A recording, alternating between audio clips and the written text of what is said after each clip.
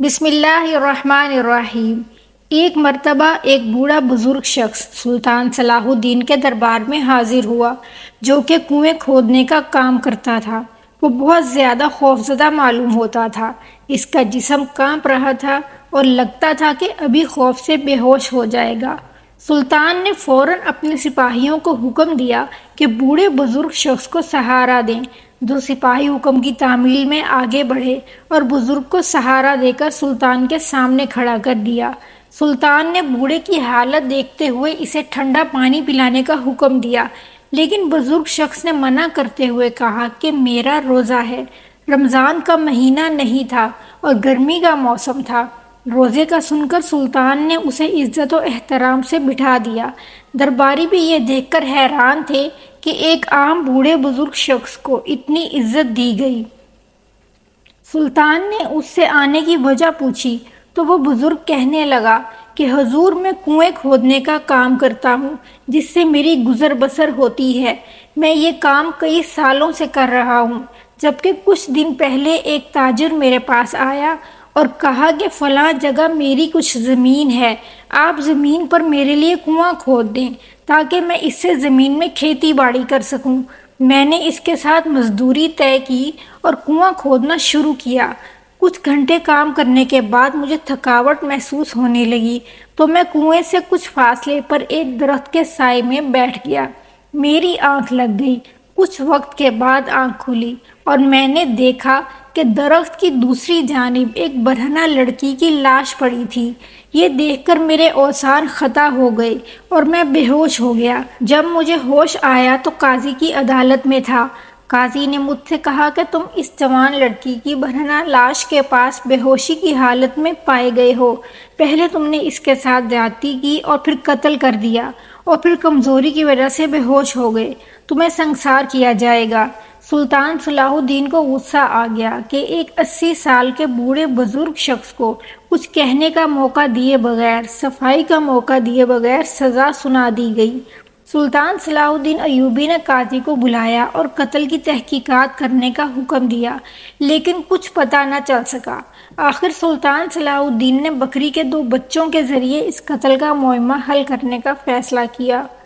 اصل قصہ کچھ یوں ہے کہ اس وقت اسکندریہ یعنی مصر میں ایک قلعہ تھا، جس کے حاکم کے ہاں ایک بچے کی پیدائش ہوئی۔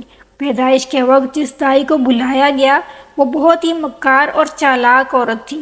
اس نے حاکم کی نومولود بچی کو اپنے ایک خادم کے ذریعے قلعے سے باہر بھجوا دیا اور اس کی جگہ ایک نومولود بچہ رکھ دیا۔ جب حاکم کو پتہ چلا کہ اس کے ہاں بیٹا پیدا ہوا ہے تو اس نے خوب جشن منایا۔ وہ دائی کے اس فریب سے لا علم تھا کہ اس نے اس کی بچی کی جگہ بدل کر ایک بچہ رکھ دیا۔ 18 سال گزر گئے، وہ بچہ جوان ہو چکا تھا اور اب مصر میں سلطان صلاح الدین کی حکومت تھی۔ وہ دائی اس طرح کے کام پہلے بھی کر چکی تھی۔ وہ نومولود بچیاں اغوا کرتی اور جب وہ 10-12 سال کی ہو جاتی تو وہ انہیں فروخت کر دیتی۔ مگر حاکم کی یہ بچی نہایت خوبصورت اور حسین و جمیل تھی، تو دائی نے سوچا کہ اسے 18 سال کا ہونے پر فروخت کرے تاکہ اس بچی کے زیادہ سے زیادہ دام اسے مل سکیں اور وہ اسے مہنگے داموں فروخت کر سکے۔ جب وہ لڑکی 18 سال کی ہو گئی تو وہ دائی ماں اسے فروخت کرنے لگی تو ایک تاجر وہاں موجود تھا، جو دیکھ رہا تھا کہ وہ لڑکی بہت گھبرا رہی تھی اور خوفزدہ بھی تھی۔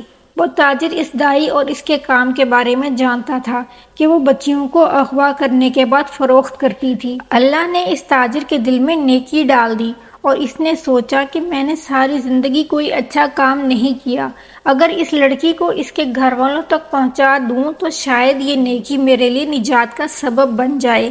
اس تاجر نے لڑکی کو مہنگے داموں دائی سے خرید لیا۔ وہ لڑکی بہت خوفزدہ تھی۔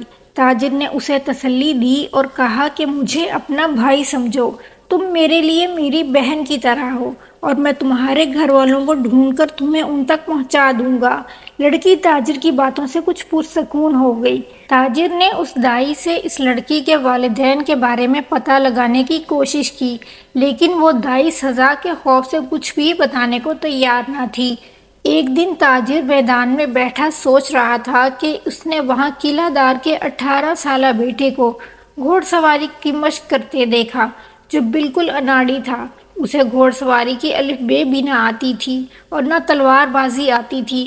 تاجر نے اسے سکھانے والے سے کہا، یہ کسی بھی لحاظ سے حاکم کا بیٹا معلوم نہیں ہوتا۔ تو اس سپاہی نے کہا کہ ہاں بالکل، یہ ہر لحاظ سے اناڑی ہے اور اسے کچھ آتا جاتا نہیں ہے، اس میں کسی حاکم کے بیٹے جیسی کوئی بھی بات نہیں۔ اس پر تاجر ٹھٹک گیا اور اس سے پوچھنے لگا، کیا تم جانتے ہو اس کی پیدائش پر کس دائی کو بلایا گیا تھا؟ سپاہی نے کہا کہ ہاں، میں 30 سال سے ان کے ہاں کام کر رہا ہوں۔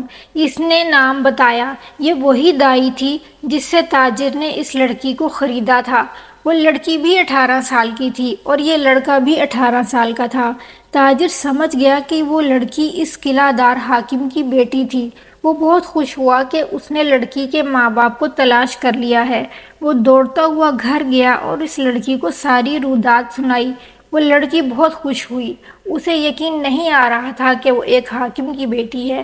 تاجر اس لڑکی کو لے کر اس کے والدین سے ملوانے کے لیے روانہ ہوا، لیکن اس لڑکی کے نصیب میں اپنے والدین سے ملنا لکھا ہی نہیں تھا۔ ایک جنگل سے گزرتے ہوئے چند آدمیوں نے ان پر حملہ کر دیا۔ تاجر کو بے ہوش کرنے کے بعد وہ لڑکی کو اٹھا کر لے گئے۔ جب وہ تاجر ہوش میں آیا تو وہ لڑکی وہاں نہیں تھی۔ اس نے پورا جنگل چھان مارا لیکن وہ لڑکی اسے نہ ملی۔ کچھ دن کے بعد ایک بوڑھے بزرگ کو ایک درخت کے سائے تلے آرام کے دوران اس لڑکی کی لاش نظر آئی، جسے دیکھ کر وہ بے ہوش ہو گئے اور انہیں اس لڑکی کی لاش کے ساتھ پا کر قصوروار سمجھتے ہوئے سزا سنا دی گئی۔ سلطان نے اپنے سپاہیوں کو وہاں بھیجا جہاں لاش ملی تھی۔ سپاہیوں کو وہاں بکری کے 2 ننھے بچے ملے۔ وہ انہیں اپنے ساتھ لے آئے۔ سلطان کے پوچھنے پر سپاہیوں نے کہا کہ یہ وہاں اکیلے گھوم پھر رہے تھے، ہمارے پاس آئے تو ہم انہیں اپنے ساتھ لے آئے، ان کا مالک ہمیں نہیں ملا۔ بکری کے 2 بچوں کو دیکھ کر بوڑھے شخص کو ایک ترکیب سوجھی۔ اس نے سلطان سے کہا، حضور، ہم ان بکری کے بچوں کے ذریعے قاتل کو پکڑ سکتے ہیں۔ سلطان نے حیران ہو کر کہا، وہ کیسے؟ بزرگ آدمی نے کہا، حضور، یہ جس چرواہے کے ہیں وہ ضرور وہاں روزانہ بکریاں چرانے آتا ہوگا اور اس دن بھی آیا ہوگا جس دن اس لڑکی کو قتل کر کے وہاں پھینکا گیا۔ ضرور اس نے وہ سب کچھ اپنی آنکھوں سے دیکھا ہوگا اور اب خوف کی وجہ سے وہ چھپ گیا ہے اور اس جگہ کے قریب بھی نہیں آیا، لیکن یہ بچے وہاں آنے کے عادی ہیں۔ جب وہ بکریاں چرانے آیا تو یہ بچے وہاں خود ہی آ گئے۔ آپ اپنے سپاہیوں سے کہیں کہ وہ ان بچوں کو بازار میں لے جا کر فروخت کریں، ان کا مالک ضرور انہیں تلاش کر رہا ہوگا، وہ انہیں پہچان لے گا اور سپاہی اسے گرفتار کر کے اس کے ذریعے اصل قاتل تک پہنچ سکتے ہیں۔ سلطان کو یہ ترکیب پسند آئی، چنانچہ ایسا ہی کیا گیا اور چرواہے کو گرفتار کر لیا گیا۔ تو اس نے بتایا کہ قلعہ کے حاکم کا بیٹا اور اس کے سپاہی اس لڑکی کی لاش وہاں جنگل میں پھینک کر گئے تھے۔ سلطان نے فوراً حاکم کی بیٹے کو گرفتار کیا اور جب اسے پھانسی کی سزا سنائی گئی تو حاکم بہت رویا اور فریاد کرنے لگا کہ میرا اکلوتا بیٹا اور وارث ہے، قصاص لے کر اسے معاف کر دیں۔ تب وہ تاجر وہاں موجود تھا۔ وہ فوراً آگے بڑھا اور کہا، حاکم صاحب، آپ کو رونے کی ضرورت نہیں، یہ آپ کا بیٹا نہیں ہے۔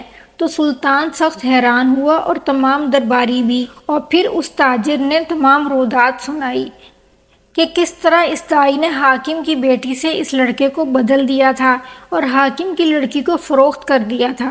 تاجر نے اسے خریدا اور اس کے والدین کے پاس لا رہا تھا کہ حاکم کے بیٹے کے سپاہیوں نے حملہ کر کے اسے قتل کر دیا۔ یہ سن کر حاکم سختے میں آ گیا اور پھر اس نے سلطان سے کہا کہ وہ خود اس لڑکے کو سزا دینا چاہتا ہے اور اس کا سر قلم کرنا چاہتا ہے جس نے اس کی بیٹی کے ساتھ یہ سب کیا۔ اس طرح حاکم نے خود اس لڑکے کو پھانسی پر چڑھایا اور پھر سلطان نے اس دائی کو ڈھونڈ کر اسے بھی عبرت کا نشان بنا دیا اور اس تاجر کو اپنے خاص آدمیوں میں شامل کر کے اپنے دربار میں جگہ دی۔